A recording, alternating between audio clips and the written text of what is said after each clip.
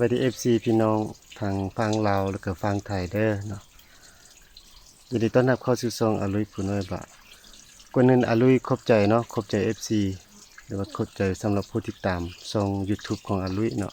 1,000 ไปกว่าคนแล้วขอบใจหลายๆเด้อเนาะตัวที่ผ่านมาเนาะช่องของอาลุยมันได้เฮ็ดคอนเทนต์เกี่ยวกับไทยชีวิตของประเพณีเนาะหรือวิถีชีวิตของ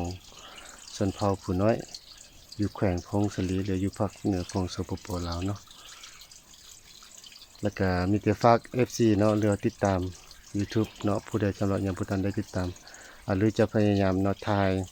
วิถีของประเพณีหรือว่าวิถีชีวิตของชนเผ่าผู้น้อยให้ผู้ชมได้เบิ่งนํกันเนาะ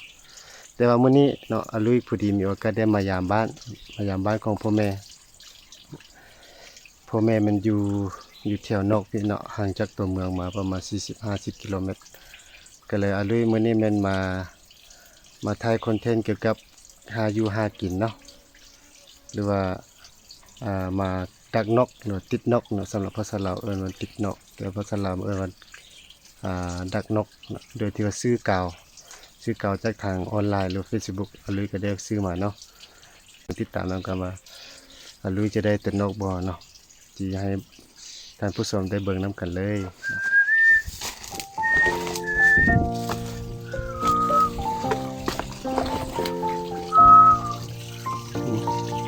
ใส่แบบนี้เนาะวิธีการใส่ดักนกแต่ว่านกบุทึกอันนี่ท่านผู้ชมเนาะใส่แบบนี้เนี่ยเก่าเนาะติดเส้นไม้แล้วก็มาวางไว้ทิกแล้วตัวนึงกินน้ำแต่แล้วนี่ท่านผู้ชมทิกตัวหนึ่งจมน้ำเลยไปตายแล้ว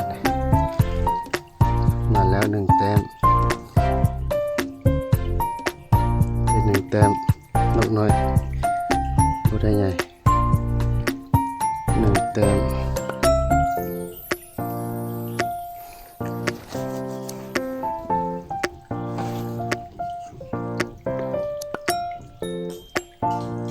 ปลาแบบนี้เนาะน้ำห้วยอยู่ใกล้ๆบ้านนี่นกกำลังสิลงผู้ที่มาเห็นแล้วก็บินขึ้นแล้วนกกำลังลง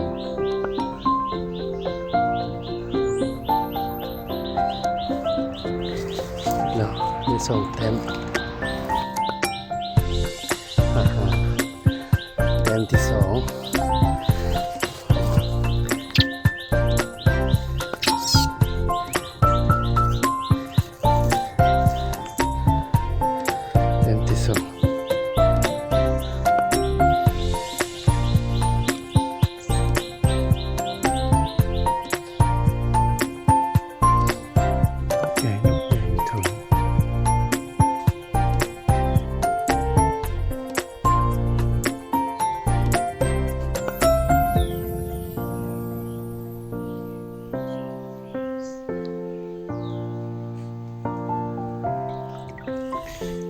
น้ำห้วยบนแต่บ้านโดยชาวบ้านมาเอาน้ำกินน้ำน้อยส่วนนี้น้ำน้อยน้ำบุพโพไซประมาณ3 กิโลเมตรแต่บ้านเอาน้ำแต่ลุงคือแบบนั้น